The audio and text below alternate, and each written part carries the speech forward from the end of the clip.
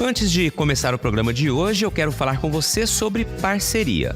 Você sabe que no campo ou em qualquer lugar, o importante é ter com quem contar, né? Seja com a natureza, com a tecnologia, com a fé, com a juventude ou com a experiência. Tudo isso conta e, principalmente, é importante contar com quem está do nosso lado sempre que a gente precisa. E a Mage está pronta para ajudar o produtor em qualquer necessidade, seja nos bons momentos ou nos desafios diários. Sempre com as melhores sementes, defensivos e fertilizantes de qualidade, além da experiência de quem tem mais de 45 anos de história na agricultura. O que importa mesmo é a parceria. Por isso, se você é produtor, conte hoje e sempre com a Mage, pois só quem está ao lado do agricultor há tantos anos sabe o quanto é importante ter com quem contar.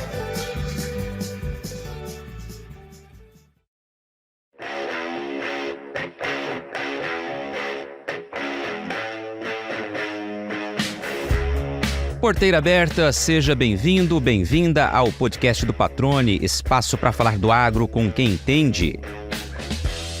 Ele diz que o agro é contagiante e não esconde a paixão pelo setor que acompanha há quase 2 décadas. Admiração que nasceu com as letras das músicas caipiras, sempre presentes nos churrascos da família, onde a roda de viola é item obrigatório. Filho de professora e de bancário, escolheu o jornalismo como profissão. Sul-mato-grossense, vive hoje em São Paulo, na floresta de cimento armado, como define, mas constantemente roda o país para fazer o que mais gosta, comunicar a realidade do campo sob a ótica de quem entende que todo esforço é capaz de gerar grandes transformações. Quando fala sobre agrojornalismo, o Marco Ribeiro enaltece o privilégio que é poder ouvir as histórias de vida e de como as pessoas que entrevista conseguiram melhorar a própria realidade. Durante a carreira, já ouviu muitas, nas quase 1000 fazendas que visitou. Testemunhou desafios, superações e a evolução da nossa agropecuária, em especial a da bovinocultura, que acompanha mais de perto. No bate-papo, ressalta que todo comunicador precisa ser um agente de transformação, usando como ferramenta a informação que gera conhecimento. Marco Ribeiro, meu amigo, que há tanto tempo a gente não consegue parar para conversar, para se ver. Que prazer receber você aqui no podcast do Patrone. Você é uma das pessoas assim que eu guardo no coração, cara, um amigo daquele de letras maiúsculas que mesmo que a gente não consiga se ver com a frequência que a gente gostaria, a gente sabe que está ali sempre que a gente precisar, cara. Prazer, então, por recebê-lo aqui no podcast. Obrigado por ter aceitado esse convite. É um convite que, além de conhecermos um pouco mais da tua história, é um convite para a gente voltar a atualizar a nossa prosa aqui, que já está há um bom tempo aí precisando ser atualizada. Tudo bem, cara? Seja bem-vindo. Joia, Patrone, que prazeraço, grande Luiz Patrone também, a gente que se entreverou nessa jornada do agro, né? Lembro da gente ainda que tínhamos mais cabelos, eram mais pretos, não tínhamos filhos, tínhamos um monte de sonhos e a gente continuou com esse monte de sonho e com essa coisa toda que a vida foi se transformando. Mas é muito bom estar aqui contigo, ter acompanhado a sua caminhada. É muito bom, né? O agro, ele tem essa coisa que nos prende, que nos contagia, que nos apaixona, né? Então, a gente está aí junto nessa jornada. Maravilha, cara. Eu já começo aqui, né, também para as pessoas que nos conhecem, mas não conhecem ainda um pouco da nossa história. Nós estudamos juntos, né, na pré-adolescência, vamos dizer assim, né, em Campo Grande, em Mato Grosso do Sul. Na MASSE, né, éramos de salas diferentes, de classes diferentes, mas no mesmo ano letivo ali, né? Então foi o primeiro contato. Não nos conversávamos muito à época, mas a vida mais adiante fez nos encontrarmos novamente. Aí sim estabeleceu uma amizade aí muito bacana e muito próspera. Foi legal. Eu me lembro de você cabeludo ainda. Faz tempo, hein? De maiorzinho, né? E verdade, estamos juntos. Foi uma época gostosa, né? Tínhamos lá aquela questão, esse envolvimento com a música, né? Essa coisa toda que era gostoso e tal. E é engraçado isso mesmo, né? Os anos se passaram, a nossa vida se transformou, mas fica o vínculo, fica a amizade, né? Então é sempre muito bom quando a gente tem ocasiões como essa, a gente poder recordar essas coisas. Faz tempo. Faz tempo. Tá faltando uma roda de viola, de violão aqui, um bom churrascão pra gente botar a prosa em dia. Ô Marquinho, vamos contar um pouquinho da tua história, cara, a tua origem. Vamos apresentar o Marco Ribeiro para aquelas pessoas que não lhe conheçam. Legal. Eu sou sul-mato-grossense, nascido em Três Lagoas, no Mato Grosso do Sul. Apesar de que eu tenho um carinho enorme, assim, né? Bebi daquela água, de vez em quando eu vou lá para poder recarregar as baterias. E fui para Campo Grande muito jovem também, né? Foi muito bom, porque você está num estado muito ligado ao agro, mas uma capital de estado. E ali nós crescemos, estudamos, fizemos as nossas raízes, né? Eu sou o mais velho de 3 irmãos. Minha mãe é professora, meu pai bancário. E aí a gente foi, né, trilhando esse caminho. Meus irmãos, um é advogado, outro trabalha com marketing, foi para a área de comunicação também. E eu, assim, desde pequeno, costumo dizer que você nasce no Mato Grosso do Sul, uma das primeiras coisas que você aprende é comer carne e fazer churrasco, né? Então, assim, esse universo acaipirado, né, ligado ao agro, sempre fez parte da minha vida, né? E eu acho que foi um dos grandes responsáveis por eu ter direcionado a minha caminhada profissional pro agro. Então, assim, basicamente é isso. Vim para São Paulo, trabalhei 10 anos em Campo Grande, né? Fui ali cria do Canal do Boi, pude mergulhar em todo aquele conhecimento, né? O Canal do Boi com todo o seu pioneirismo, né? No agro, e eu pude acessar aí através do Canal do Boi, grandes profissionais, grandes fazendas, todos os grandes criatórios, programas de avelhamento. Então eu fui mergulhando ali no Canal do Boi, vim parar aqui em São Paulo, nessa floresta de cimento armado aqui. Também, rapaz, a gente sujando a botina, muita poeira na testa sempre, aprendendo uma coisinha aqui, uma coisinha ali. Se a gente tiver disponibilidade, a gente aprende uma coisinha nova todo dia. É só ter a vontade, né? Só estar aberto a aprender que a gente aprende realmente. Ô Marquinho, agora vamos lá. Você falou, né, que, claro, do estado agro, que é Mato Grosso do Sul, assim como Mato Grosso, então a proximidade a gente já tem naturalmente. Mas você não tinha nenhum vínculo com o campo, assim, na família? Você realmente começou a se aproximar com a comunicação? São 2 fatores, assim, que me trouxeram pro agro. Primeiro, o Luiz, a gente sempre foi muito musical lá em casa, né? Meus pais, meus tios, meus avós, e sempre a música sertaneja, né? Não o sertanejo mais urbano, mas esse sertanejo mais caipira, das violas, né, mineiras do Tião Carreiro, do João Mulato, essa música mais caiçara aqui do interior de São Paulo, né? O violeiro da fronteira lá, que era o Almir, aquela coisa do chamamé lá de Corrientes, Paraguai, né? As guaranias, as polcas, os chamamés. Então tudo isso fazia muito parte das nossas confraternizações. Lá em casa, assim, sempre tinha um churrasquinho, uma sexta-feira, um sábado, né? Meu pai nunca perdia a oportunidade de estar se divertindo, celebrando a vida, juntava a meninada toda, ia brincar, ia jogar bola e tal. Esse universo das letras das canções, né? Ele sempre me instigava muito, né? As letras do Tião, falava de boi, de boiadas, histórias, as tragédias da música sertaneja. Então isso tudo ficava na minha cabeça desde de menino, sabe? E quando eu, mais crescido, ali dos 10 para frente, 10 anos para frente, tenho um tio, Tony. Ele nos levava para passar as férias escolares com ele. Aí no Mato Grosso, região de Itiquira, inclusive. Uma grande produtora de grãos, de boi e tal. E aí a gente ia para Itiquira e ele era administrador de uma fazenda lá. Então aí a gente começava a participar desse dia a dia das fazendas, cura do umbigo do bezerro, marcação do bezerro, né, apartação, fazer a desmama, né? Então, assim, então isso tudo foi construindo um contexto na minha vida, né? Eu costumo dizer que os grandes responsáveis é todo esse contexto familiar, né? Muito forte, essa influência da música caipira, aquela coisa de você ficar escutando as letras e ficar tentando entender que contexto é aquele, né? Que termos são aqueles, né? Como tu falou no início, né? Entreveramos aí por esse mundão.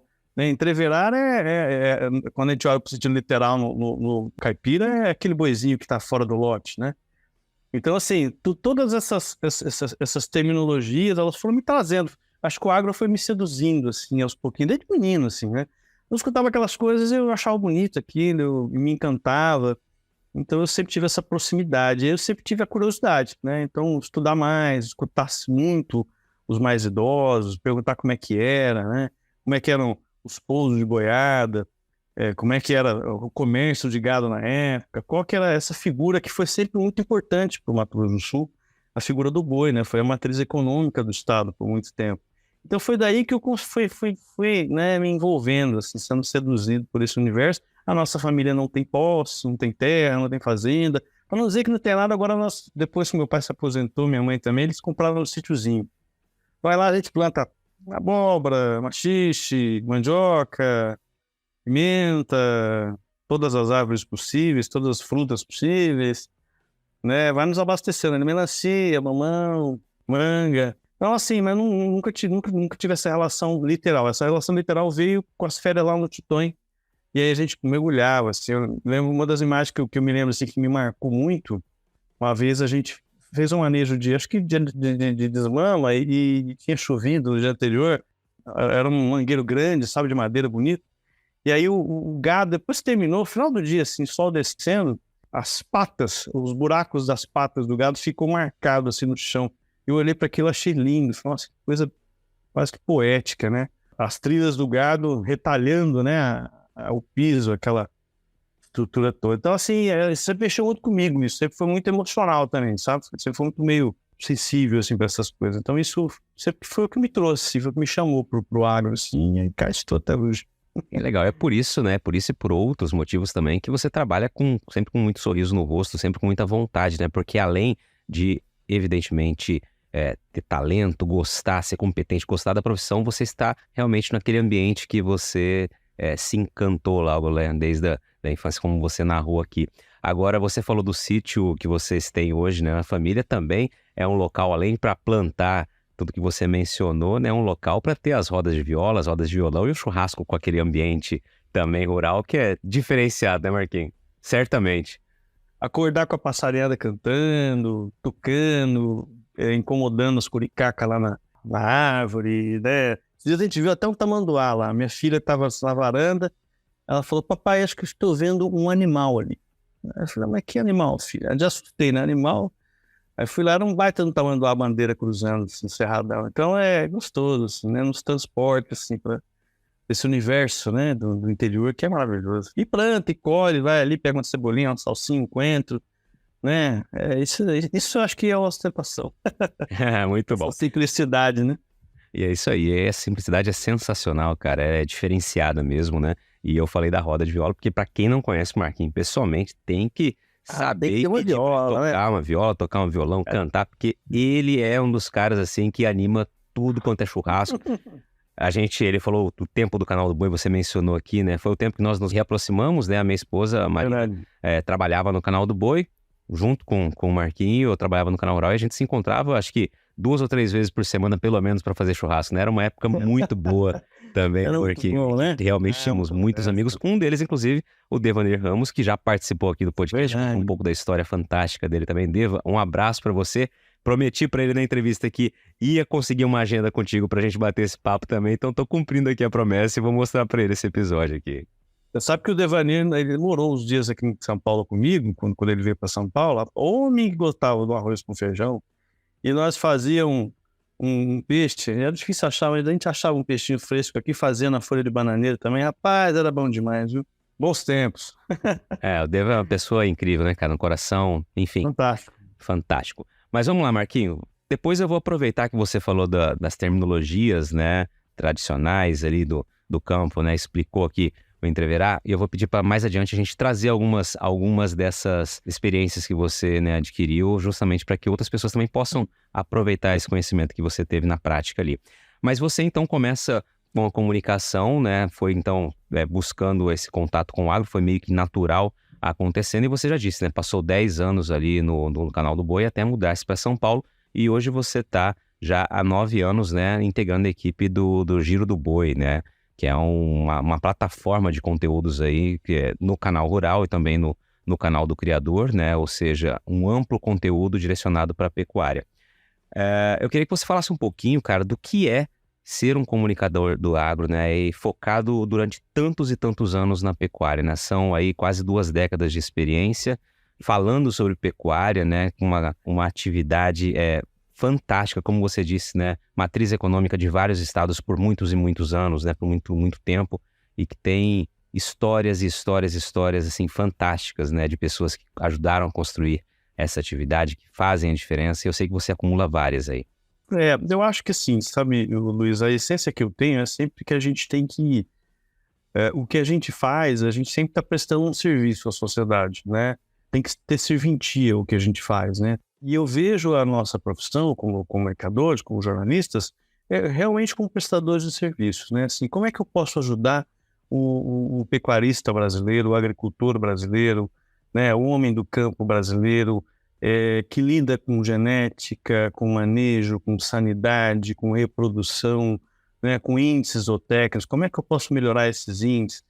O confinador, como é que ele pode melhorar o resultado da engorda, da terminação, qual que é o papel do bem-estar animal nesse contexto, a sustentabilidade, né? Como é que a gente pode, qual que é o impacto dessas transformações em termos de redução de emissão de gases de efeito estufa. Então, nós somos agentes de transformação, né? Então, assim, para mim, isso sempre foi muito claro, essa coisa de servir mesmo, a sociedade, de usar o que a gente faz para poder prestar um serviço para alguém, melhorar a vida de alguém, né? Então, assim, quando a gente... Vou dar um exemplo prático, né? Recentemente no programa a gente falou sobre desmama racional, desmama lado a lado, e aí rapidamente um pecuarista mandou uma mensagem: olha, eu fiz aqui em casa, você viu que eu já vi uma diferença no temperamento do bezerro, assim, achei que ele sentiu menos. Então, assim, a gente está ajudando alguém, e a televisão tem essa capacidade de amplificar a mensagem, né? Então, assim, esse é o nosso trabalho, né? O Marco Ribeiro, profissional, jornalista do agro, ele está ali trabalhando, se estudando, né? Aprendendo. Eu visitei quase todas as unidades da Embrapa, né? Principalmente as ligadas com pecuária de corte, algumas em outras áreas, por exemplo, a Agro Civil Pastoril em Sinop. Então, assim, o objetivo é que a gente possa estreitar a relação entre a ciência, entre o que os pesquisadores estão desenvolvendo e poder levar isso mais esmiuçado para o produtor rural brasileiro, seja qual for a área. Então, essa acho que é a nossa missão, assim. Então, é assim que eu vejo como uma grande prestação de serviço e, ao mesmo tempo, uma grande jornada prazerosa, porque eu acho bom demais que a gente vivencia tudo isso, o pessoal ainda paga a gente uma vez por mês para fazer isso. Eu acho isso bom demais da conta, né? Então, eu acho que essa é a essência, viu, que a gente tem, assim. Acho muito legal, cara, e você trouxe um ponto muito importante aqui, né, que é o poder de alcance da televisão em amplificar a mensagem, o conhecimento, a informação, né? A gente diz isso várias e várias vezes, né? Isso não é um clichê, mas assim, a informação é o que é capaz de provocar o conhecimento, né, que é capaz de provocar a transformação da realidade de uma propriedade rural, assim como de qualquer outra atividade, né? E quando você tem essa noção enquanto comunicador, a apuração ela é mais detalhada porque você sabe que a mensagem vai ter um efeito realmente muito benéfico, transformador para o receptor dessa mensagem, independente da região, do local do país que ele esteja, né? Obviamente é assim que você trabalha, né? Você tem a real ciência disso, né? A total noção disso e faz justamente com que cada conteúdo que leva ao ar tenha, além daquela história, uma grande carga de conhecimento que pode ser replicado, pode ser aproveitado em outra propriedade, em outro negócio, enfim, para outra pessoa. Exatamente isso, essa coisa da amplificação, da extensão rural mesmo, né, de você poder melhorar a vida de alguém de alguma forma, porque assim, a gente tem que lembrar que esse cara que está no campo, ele tem uma responsabilidade muito alta, né. Esses dias eu escutei uma frase de uma profissional de gestão de pessoas do agro, a Jaqueline Lubaschi, que eu achei fantástica. Em qualquer área, de qualquer cadeia, quando você contrata um funcionário, você está contratando um funcionário. Mas o produtor rural, quando ele contrata um funcionário, ele está contratando uma família, muitas vezes, na maioria das vezes, né? Porque você envolve a família, os filhos, a esposa e tal. Então, assim, o que acontece no campo é muito sério. E o desafio do produtor, que eu acho que é mal visto assim, na sociedade brasileira, né? A gente vê em outros países um reconhecimento muito maior do produtor rural, mas aqui no Brasil ele é meio visto como um detrator, assim, aquele cara que tem grandes benefícios, é detentor da terra e não entrega muito de volta. E na verdade não é bem isso, né? Então eu acho que a gente tem uma missão muito assim de comunicar também, sabe? De falar, pessoal, o que está acontecendo aqui é certo, é correto, é ambientalmente correto, socialmente responsável, né? produz alimento, gera emprego, gera riqueza, é honesto, é justo, é certo, né? Então a gente tem essa responsabilidade, esse compromisso, esse comprometimento de trazer a verdade, né? De mostrar essa agenda positiva do agro que a gente sente tanta falta na mídia convencional e sente tanta falta assim, dentro da sociedade, né? Eu estou aqui em São Paulo, num grande centro urbano, e tem um percentual muito grande aqui de pessoas que não têm a mínima ideia de que o leite que ela compra na gôndola do supermercado, ele sai de uma vaca lá no interior do estado, né? Que a carne que ele está levando da gôndola do supermercado é de um animal vivo que foi tratado, alimentado, cuidado, engordado, para que ele virasse alimento, né? Com todas as práticas de bem-estar animal, inclusive no abate. Então, assim, a gente precisa comunicar isso, a gente tem um setor que leva muita pancada, né? Que se machuca muito nessa caminhada que a gente vivencia, e a gente precisa comunicar que essa história não é bem assim, né? Que os desafios lá são muito grandes, talvez maiores do que quem está na cidade, ou equiparados, né? São equivalentes, então a gente precisa comunicar isso. Então tem muito isso também, sabe? Eu acho que tem esse senso, assim, esse senso de ser agente de transformação, um agente, né? Não é só ficar olhando, é poder participar e falar, pessoal, peraí, ó, essa situação aqui ela é diferente, muitas vezes, do que vocês estão pensando que é. Então isso tem um senso de responsabilidade muito grande também, como jornalista, como comunicador, né? Isso é muito forte também, eu acho. Para nós, né? Posso falar isso, que eu sei que você também faz um baita trabalho nesse sentido aí também. Excelente. Você disse tudo, cara. E aí você falou da jornada, né? A gente colocar quase 20 anos que você acompanha. São 20 anos de transformação. É um setor que constantemente está se transformando, está se aprimorando, né? Está buscando... Você usou sustentabilidade em um determinado momento da tua resposta, da tua fala. Está cada vez mais buscando fazer sempre o certo, né? Isso não pode ser deixado de lado. E eu queria aproveitar para ouvir da sua impressão, o que você viu de mudanças na pecuária, né? Na cobertura que você faz, no que você enxerga, melhor dizendo, nessas últimas quase 2 décadas. Transformou muito, viu, Luiz? Porque a gente vê uma escalada de trabalho para a pecuária nos últimos, vamos olhar para os últimos 40, 50 anos, né? Você vê a Embrapa completando 50 anos agora, saímos de um país que importava alimento para se tornar o maior exportador de alimento do planeta, né? Então, assim, a transformação foi muito grande. Quando eu olho para a pecuária, eu vejo mais ainda, assim, eu acho que a pecuária, principalmente nos últimos 10 anos, vamos falar assim de 2013, 14, quando eu vim para São Paulo para hoje, vamos, né, botar aí uma década, a transformação foi muito grande. A transformação no sentido de bem-estar, a transformação no sentido de consciência do pecuarista sobre a importância da produção sustentável, sobre a inserção de tecnologia, né, sobre o manejo, sobre vários pontos. Por exemplo, nós tivemos um enorme encurtamento de ciclo dentro da pecuária bovina de corte brasileira, né? A gente comemorava 10, 15 anos atrás, quando a gente abatia um boi que atingia 18 arrobas com seus 4 anos lá, né? 18, 19 arrobas, seus 4 anos de idade. Então hoje nós temos um grande percentual do rebanho bovino brasileiro que está indo ao abate com 24 meses, com peso médio ao abate que já supera 22, 23 arrobas de peso. Ou seja, a gente teve um ganho em eficiência, um ganho em peso de abate final muito grande. E isso se deve à inserção de tecnologia. Por quê? Porque está olhando para o manejo, está reformando o pasto, né? Porque está olhando para tecnologias nutricionais, porque está balanceando a dieta, porque está preocupado com o bem-estar, porque está olhando para o manejo da desmama, porque está de olho no que as instituições de pesquisa estão trazendo em termos de informação técnica, porque tem mais zootecnista no campo, tem mais médico veterinário, tem mais engenheiro agrônomo, a mulherada está muito presente no campo, isso é maravilhoso de ver, a quantidade de profissionais de ciências agrárias, mulheres no campo. Então, assim, eu acho que a gente vive uma grande transformação em todos os aspectos, do ponto de vista de gestão de pessoas, então, né, de poder olhar melhor para essa questão, que é um grande gargalo no campo. Escuto às vezes pecuaristas falam assim, rapaz, eu tenho uma dificuldade de arrumar um peão, um vaqueiro que sabe mexer com gado. Então, assim, algumas coisas, obviamente, vão se perdendo ao longo do caminho, mas eu acho que a transformação é muito positiva, ela é muito consciente. Do ponto de vista de melhoramento genético, você vê, nós tivemos a chegada da inseminação artificial, a chegada da inseminação artificial em tempo fixo, né? O ganho, o salto genético, por exemplo, da raça Nelore, né?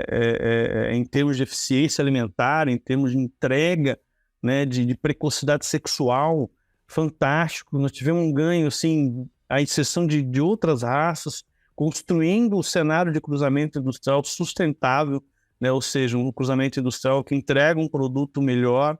Nós tivemos uma grande revolução assim, na melhora da comunicação entre os elos da cadeia produtiva da carne. Eu estou falando de pecuarista, de indústria frigorífica, né? De varejo, de criação lá por parte do varejo, de canais de produtos premium, né?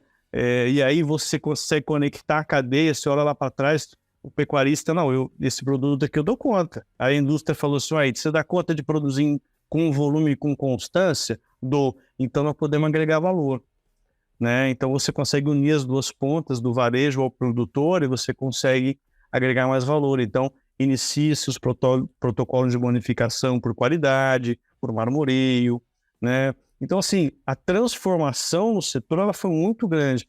Integração lavoura e pecuária, né? Integração lavoura e pecuária com componente florestal.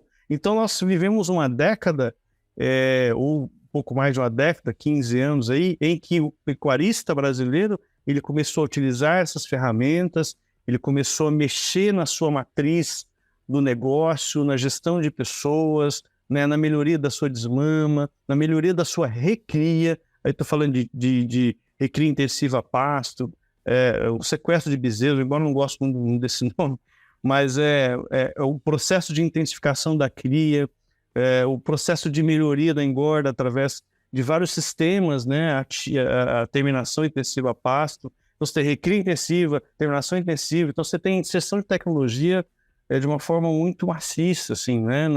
na pecuária brasileira. E isso traz reflexos do ponto de vista de entrega de carne, né? Você desmistifica, você melhora, você pega a régua média, faz assim, né? Então, eu vejo com olhos muito felizes para esse momento que a pecuária está vivendo, que não deixa de ser desafiador, né? Que tem questões mercadológicas, que tem questões dos insumos que oscilam, os preços, né? Guerra no leste europeu, China, né? Tem todo esse contexto, mas assim, quando eu olho para a maturidade que a pecuária brasileira está atingindo, né, no começo de uma era de maturidade, eu estou falando também, por exemplo, de uma troca de geração, né? Então a geração, os gestores que estão herdando seus negócios agropecuários hoje no Brasil, eles são mais antenados, eles entendem melhor do segmento, né? Eles estão de olho no mercado, eles estão com alto grau de previsibilidade das suas operações, estão de olho na gestão, né? Gestão de pessoas, gestão de dados. Então, isso é muito bom de ver, rapaz. É muito bom de ver. Então, eu acho que tive um momento muito peculiar, que vai continuar tendo seus desafios, mas que é um start para um outro perfil de crescimento qualitativo que a gente vai ter aí nos próximos anos, na próxima década, de entrega da pecuária brasileira. Nenhum país tem condição de ser o que a gente pode ser como produtor de alimento. E talvez isso incomode tanto os outros países. Cara, é muito legal você trazer essas pontuações, e aí você trouxe vários e vários exemplos da transformação que já aconteceu, que está acontecendo, que está por vir ainda, né? Já em processo de construção. E é sempre legal para quem está nos ouvindo, né, que não seja do campo, enfim, que seja da cidade, como a gente costuma dizer, ouvir que não é um produtor rural, não é um pecuarista que está dizendo, né? É uma testemunha ocular, um profissional da comunicação que acompanha há anos, né? Ou seja, é uma testemunha dessa transformação que está acontecendo, que obviamente é muito noticiada, muitas vezes só com os números, né? Ou seja, fala-se muito em eficiência produtiva, em produzir mais, né? Ter um melhor desempenho, maior produtividade na mesma área ou em área ainda menor, né? Ou seja, ser mais e mais e mais eficiente, e esse resultado só aparece por conta dessa transformação que é feita dia a dia, como você bem mencionou aqui. E aí, Marquinhos, acho que é legal também, e eu sei que você já vivenciou certamente muitas histórias assim, fica muito claro que não são apenas grandes ou médios produtores, a transformação ela ocorre em todos os níveis de propriedade, né? Independente do tamanho, do perfil daquele produtor, né? É um esforço realmente, claro, na grande maioria, né? A gente não vai generalizar como tudo, mas um esforço realmente natural, proativo e também necessário, porque hoje quem não se adequa e quem não busca essa maior eficiência dificilmente também consegue se manter na atividade pelos fatores, principalmente mercadológicos, que você citou aí. É verdade. A tecnologia, ela chega, aí ela é cara, e aí, à medida que ela vai sendo utilizada, ela vai barateando, né? Então, eu acho que duas questões, né? Primeiro, você não precisa ter alta tecnologia para fazer mudanças simples no seu manejo que possam te levar a resultados expressivos. Às vezes é um pequeno manejo de pasto, estar mais atento à altura de entrada e saída dos animais do piquete, ter um pouquinho mais de cuidado e organização no curral. Então, assim, às vezes são pequenas atitudes, pequenas transformações no dia a dia de uma fazenda podem gerar um resultado expressivo lá na ponta. E aí a tecnologia, ela está chegando. Eu acho que a cadeia está se comunicando mais e melhor, né? Assim, a informação ela está fluindo mais. Talvez não como a gente gostaria que fluísse, mas ela está fluindo um pouco mais, né? A informação está circulando e a gente vê assim grandes trabalhos sendo desenvolvidos. Hoje de manhã eu estava lá na redação do Canal Rural conversando com outros jornalistas sobre a importância do Sistema S, por exemplo, né? Que faz um trabalho maravilhoso de extensão, de capacitação. Então, assim, nós temos que fomentar, nós temos que contar isso, nós temos que, né, reverberar isso, para que o pessoal possa aproveitar essas oportunidades. Eu rodei um projeto chamado Balde Cheio também, no interior de Minas, uma vez. Assim, às vezes você vê assim, produtor de leite com muita dificuldade, sabe?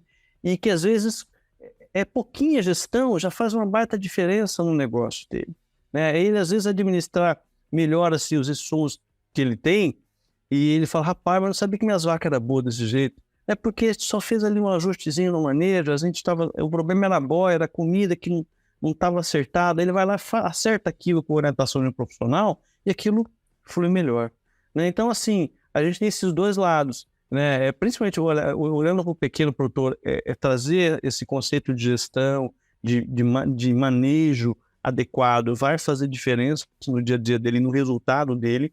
E as tecnologias estão aí, né? Nós estamos vendo drones com capacidade de 50 quilos de semente voando, plantando, né? Fertilizando.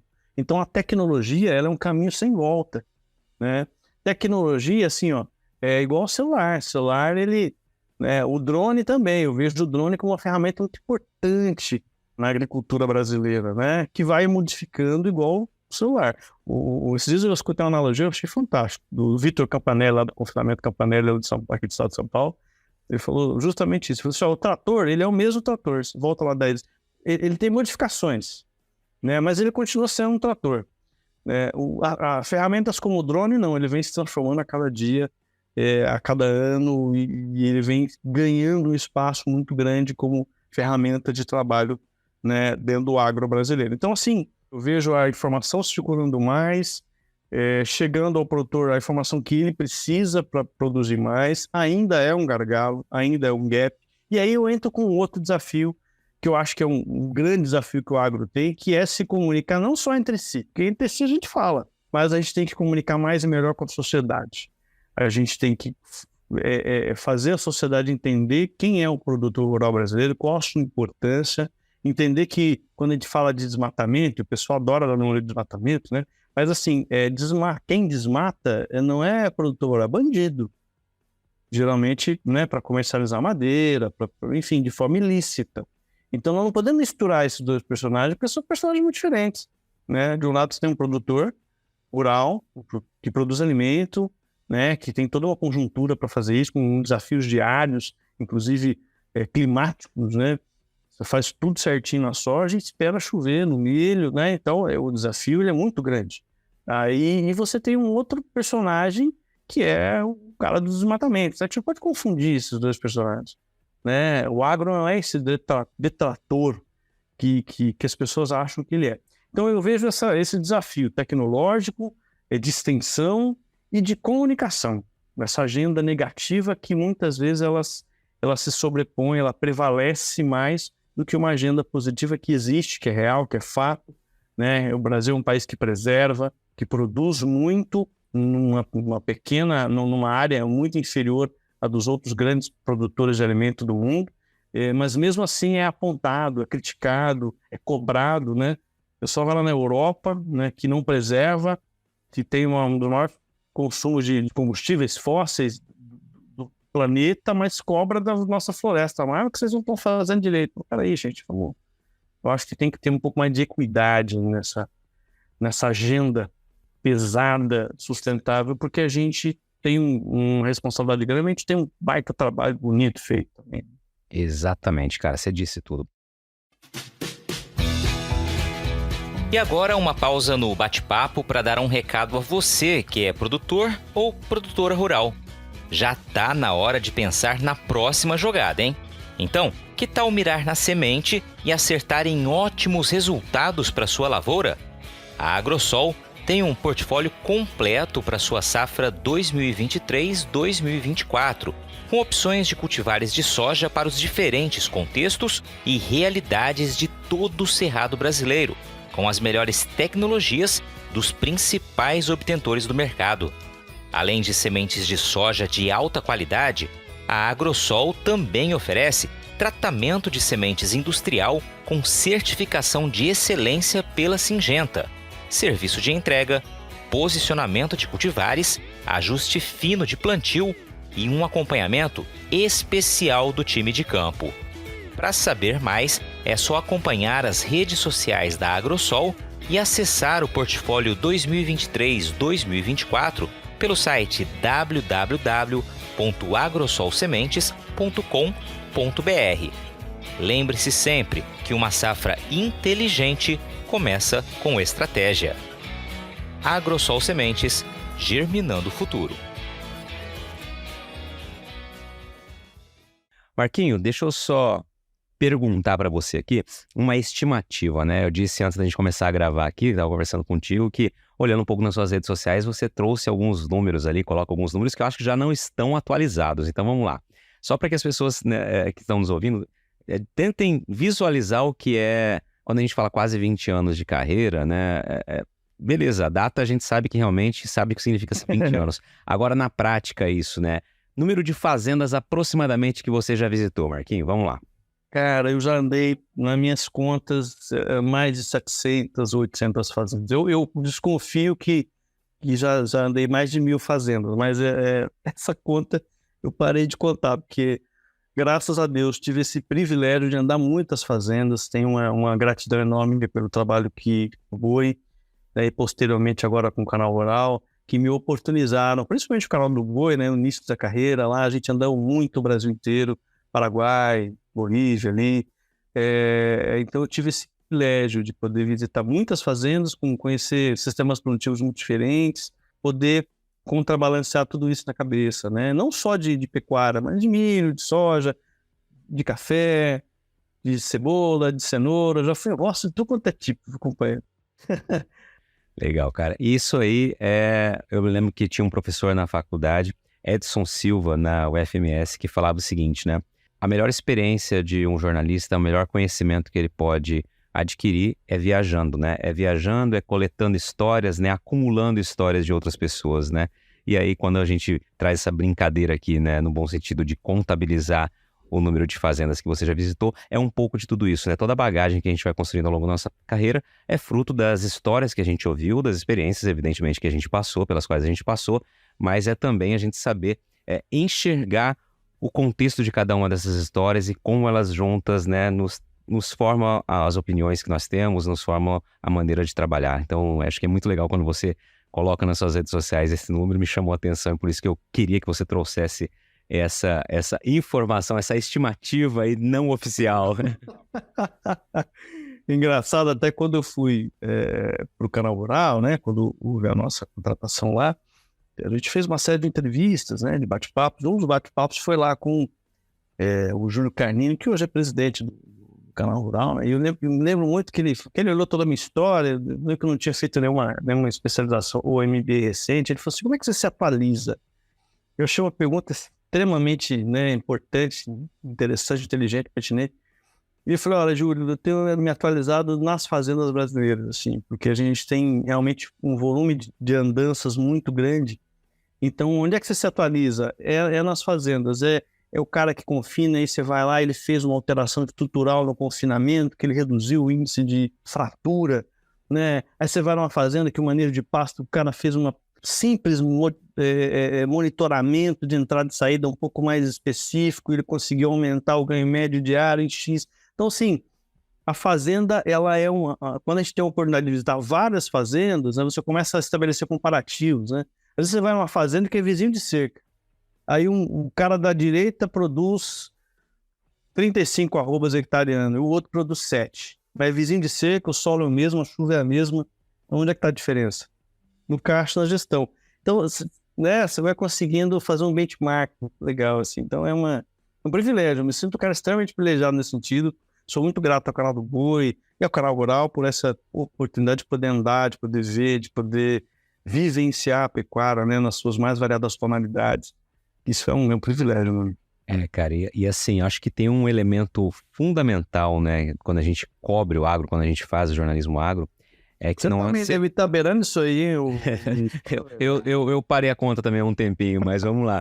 Eu acho que tem um elemento fundamental aqui, Marquinhos, que é nenhum outro setor, pelo menos que eu tenha já, né, presenciado e ouvido também, tem uma receptividade tão grande quanto aquela que nós encontramos na nossa principal fonte de informação, que é a fazenda, que são as propriedades rurais, né?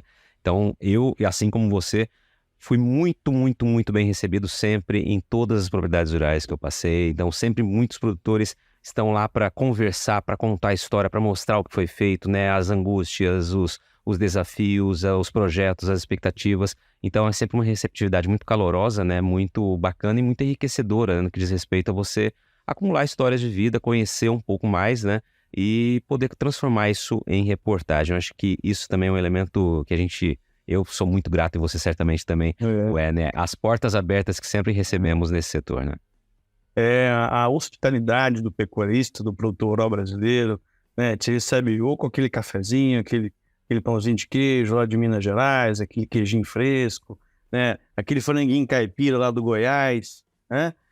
Então, assim, tem esse carinho, esse cuidado, esse zelo.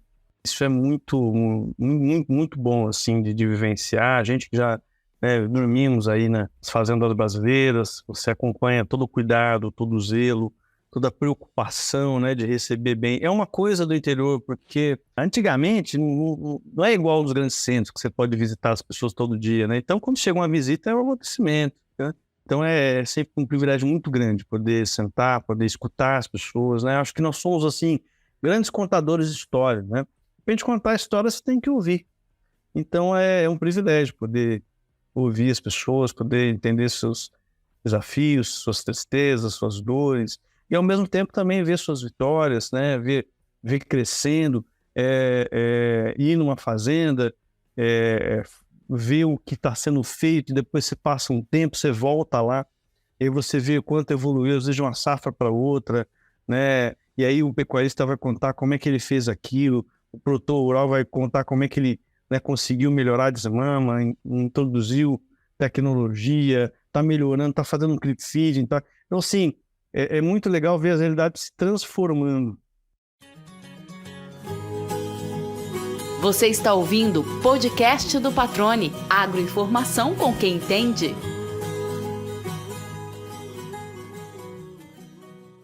Muito bom. Estamos caminhando para a reta final aqui, seu Marco Ribeiro, mas eu queria trazer primeiramente a compartilhar aqui com o pessoal que está nos ouvindo. Eu citei aqui o Devanir Ramos logo no começo do nosso bate-papo. Ele participou do episódio número 92. O nome do episódio é Das Tábuas do Curral aos Palcos dos Leilões.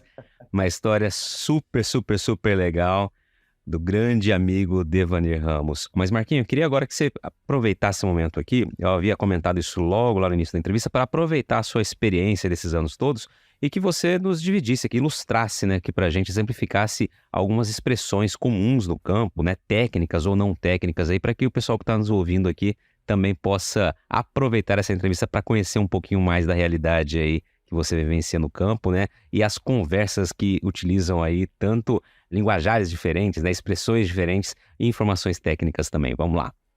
Em entrevista a gente falou um pouquinho, né, aquele animal. Tem tanta coisa assim, né? Tem uma expressão que eu uso muito apresentando o programa, né?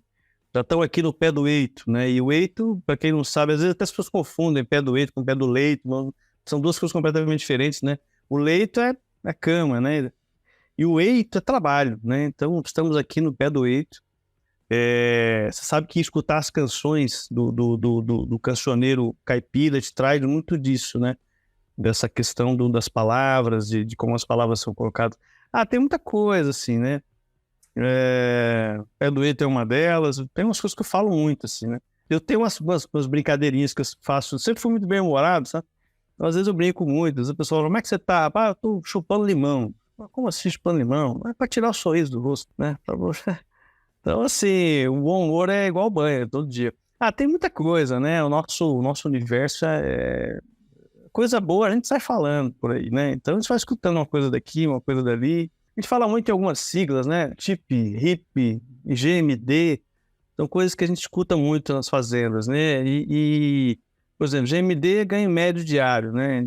Para quem não acompanha o universo de uma fazenda, acha que é tudo meio arcaico, né? E na verdade não é, né? Talvez o agro, como eu costumo dizer assim, é um dos segmentos em que você mais tem tecnologia hoje, né? Então você olha lá, né? Como é que está seu GMD? Que isso, né? GMD é ganho médio diário. Então, assim, é possível saber, né, com um grau de gestão alto, quanto o seu gado está ganhando de peso, né, por dia. É 700 gramas, é 1 quilo, né? Então é muito louco. Eu costumo dizer que o agro se encheu de siglas, né?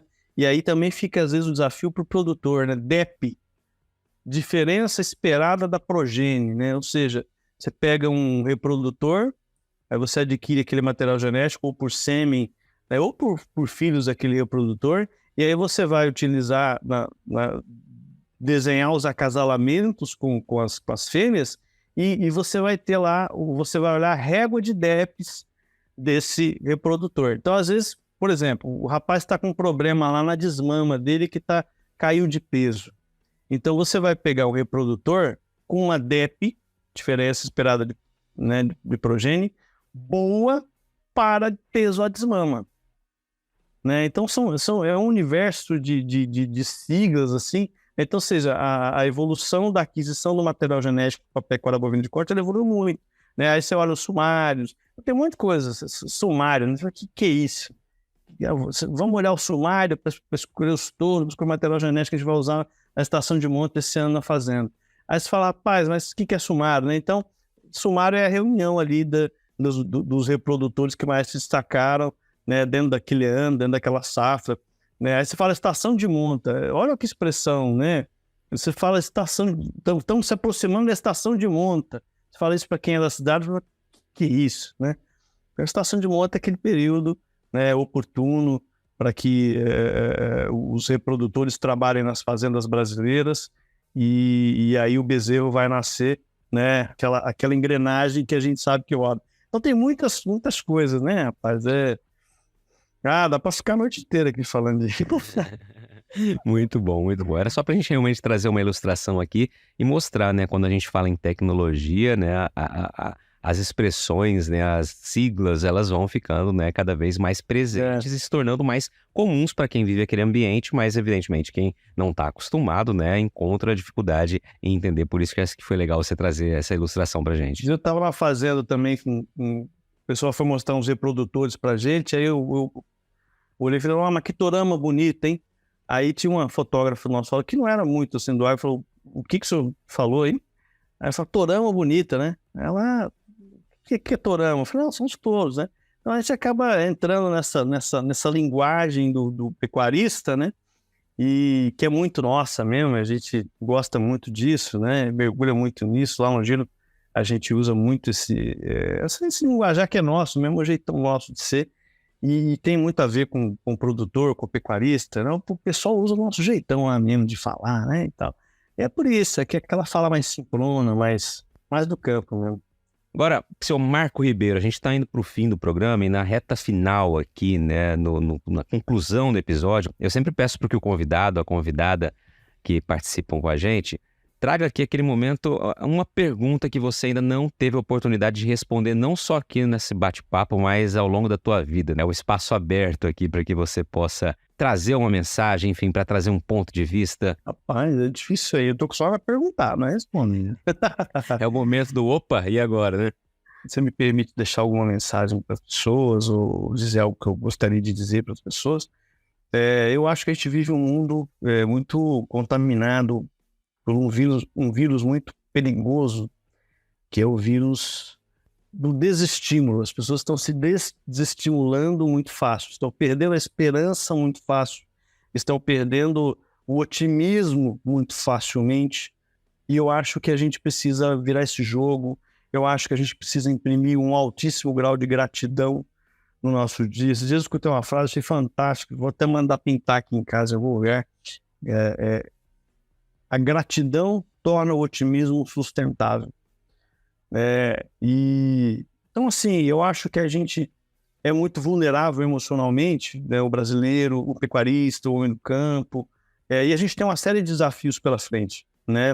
Eu queria deixar 2 recados. Esse é o pecuarista, vamos agarrar, vamos trabalhar todo dia, a gente realmente movimenta quase 1/3 do PIB brasileiro, a gente dorme tarde, a gente acorda cedo, a gente cuida do bezerro, a gente cuida da lavoura, a gente dá água, a gente dá comida, a gente cuida do bem-estar.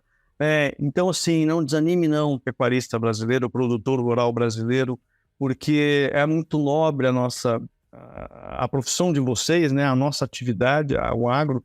Então, assim, vamos agarrados, vamos juntos, porque eu acho que a gente tem inúmeras conquistas pela frente e uma responsabilidade muito grande como produtor de alimento, o celeiro, né, do mundo, para usar uma expressão que usa-se muito no nosso segmento. E o outro recado seria para as pessoas que estão na cidade, né? Valorizem mais quem está no campo, valoriza mais quem não tem hora para trabalhar, valoriza mais quem produz carne, produz leite, produz ovos, produz hortaliças, né? Eu tenho uma brincadeira que você pode precisar de um advogado um dia na sua vida, de um médico, né? Mas de um produtor rural você precisa pelo menos 3 vezes por dia, porque todo mundo almoça, janta, né, e toma café da manhã. Então, assim, se você olhar para sua vida hoje, pelas últimas 24 horas, eu tenho certeza que um produtor rural participou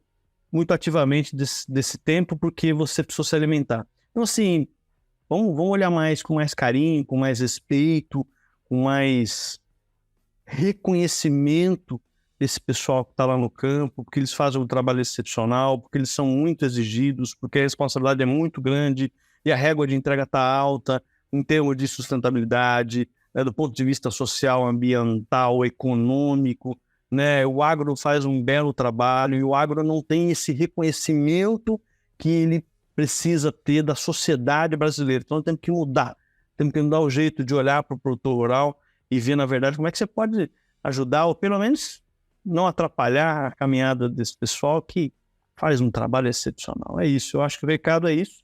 Fazendeirada brasileira, vamos agarrado que nós estamos no caminho certo, a direção está certa e o pessoal que está na cidade, vamos olhar com carinho, vamos respeitar, cuidar desse patrimônio brasileiro que é o produtor rural. Muito bom, Marco Ribeiro, meu amigo. Te agradeço, cara, pela participação, pelo tempo, pela transparência sempre característica sua, pelo bom humor, pelo otimismo de sempre. Cara, você é um cara diferenciado, você sabe disso. Vamos agora, nosso próximo encontro, organizar aquele churrasco com a boa música e muita risada. Um lambadão cuiabano, um trem assim, ajeitado demais, né? Obrigado, viu? Um privilégio participar contigo. Fiquei muito lisonjeado com o convite, te acompanho muito. Sou um admirador do seu trabalho também, um admirador dessa jornada, né, que a gente faz aí no agro para comunicar, para trazer informação, para acrescentar, para modificar, para melhorar o dia do produtor, para melhorar o dia, né, de quem está nos acompanhando e participa de alguma forma do agronegócio, não sendo na fazenda, sendo como investidor, como profissional, como empresário de ciências agrárias, de empresariado mesmo, enfim. Eu acho que a gente tem um trabalho muito bacana, admiro o seu trabalho nesse sentido. E estou aqui também à disposição sempre para a gente poder prosear. E fica aqui, né, vai combinando no podcast, dá certo, da gente se encontrar em breve para tomar aquela geladinha, aquele tereré gelado, uma carne premium queimando lá na churrasqueira e a gente poder celebrar a vida, que é maravilhosa. E aí, gostou do bate-papo? Então dá aquela força e compartilha essa entrevista com os seus contatos. E olha, aproveita para mandar aquele feedback dizendo o que você está achando do podcast do Patrone. Pode criticar, elogiar, sugerir temas e pessoas para dividir boas histórias aqui nos próximos episódios. É só enviar uma mensagem lá no Instagram para @LuizPatrone que a gente troca uma ideia, viu? Então, gente, sucesso da porteira para dentro, força e fé da porteira para fora e vamos que vamos! Você ouviu o podcast do Patrone, agroinformação com quem entende.